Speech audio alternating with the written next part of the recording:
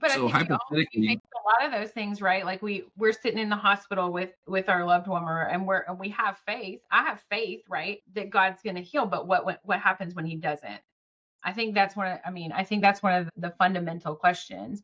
Where do we stand when our idea of what the circumstances should be doesn't pan out? I think where I'm at with that issue is I don't think we really are in faith. I think we're in hope, because I think when we're truly in faith, the manifestation comes. So like let's go back to the woman with the issue of blood. We believe she's in hope, but she's also in faith. From her hopes come her faith, right? Mhm. So let's say she's standing there and she says to herself, Jesus can heal me from here. I don't need to press through that crowd. I don't need to take all those risks. I'm just going to sit here in my situation the way it is and just believe for a healing this way. I personally believe she does not get healed. Well, faith is always also like an action, right? There's an action in it. So she took an action. If Yeah. she hadn't, if what you're explaining is like, what if she had not taken that action? She still believed, she still had faith, she still had hope, but she didn't take the action.